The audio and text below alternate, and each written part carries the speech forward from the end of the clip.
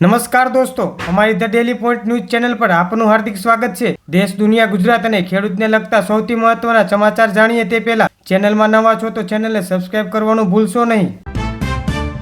હવામાન વિભાગે રાજ્યના ખેડૂતો માટે આગામી 48 કલાકમાં બદલાતા વાતાવરણ અને વહેલી સવારે ઝાકળ પડવાની આગાહી કરી છે, જેના કારણે શિયાળુ પાકને નુકસાન થવાની ભીતિ છે। તહેવારોની સિઝન અને ગુનાખોરી અટકાવવા માટે અમદાવાદ, સુરત અને વડોદરા જેવા મોટા શહેરોમાં પોલીસે સઘન પેટ્રોલિંગ અને વાહન ચેકિંગ ડ્રાઈવ શરૂ કરી છે। ટ્રાફિકના નિયમો તોડતા લોકો સામે કડક કાર્યવાહી થઈ રહી છે। વડોદરા ભરૂચ નેશનલ હાઈવે પર વહેલી સવારે ટ્રક અને કાર વચ્ચે ગંભીર અકસ્માત સર્જાયો, જેમાં કારમાં સવાર 3 વ્યક્તિનું ઘટના સ્થળે મૃત્યુ થયું। પોલીસે અકસ્માતનું કારણ જાણવા તપાસ હાથ ધરી।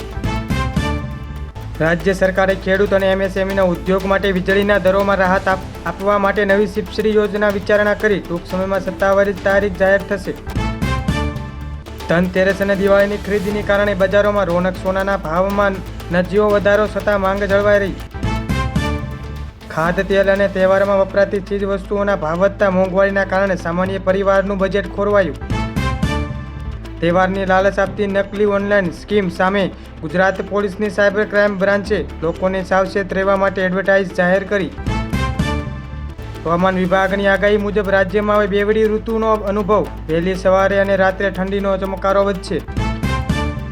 અમદાવાદમાં સિરજ પાસેના એક ફાર્મ હાઉસ પર ગોવા ક્લબ સ્ટાઇલની રેવ પાર્ટી પર પોલીસે દરોડા પાડ્યા હતા, જેમાં 13 એનઆરઆઈ અને 15 જેટલા નબીરાઓ દારૂ પીધેલી હાલતમાં ઝડપાયા।